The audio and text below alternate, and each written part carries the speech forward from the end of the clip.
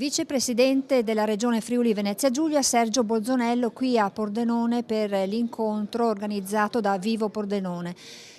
Allora, Vicepresidente, le questioni di questo territorio sono importanti e sono numerose. Per quanto riguarda l'Electrolux, a che punto siamo e quali sono le novità?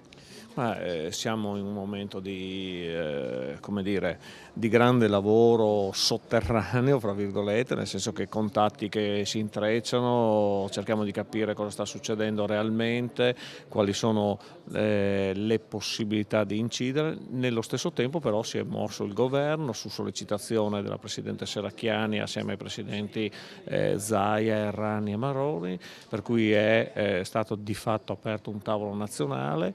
Ora ci si aspetta un incontro con il Ministro che proprio ieri a Trieste ha confermato ci sarà nei prossimi giorni, nelle prossime settimane, e quindi grande lavorio e grande ricerca di strade per far sì che Electrolux rimanga qui a Pordenone, nella nostra provincia, ma che rimanga anche in generale in Italia, perché il vero problema è capire se questo gruppo ha ancora intenzione di investire sul nostro paese oppure no.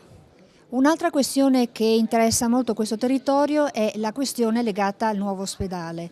Anche qui molta incertezza. Quali sono le prospettive? No, per fortuna qui le cose sono state chiarite definitivamente, è stata fatta una generalità di giunta che ha nuovamente chiarito che il sito sarà quello di via Montereale, i soldi sono quelli stanziati, sono stati riconfermati anche in questa finanziaria per il triennio 2014, 15, 16, altri ne arriveranno e con il cambio del direttore generale dell'ospedale che avverrà il 1° di dicembre inizierà tutto il nuovo iter e io sono molto fiducioso su questo.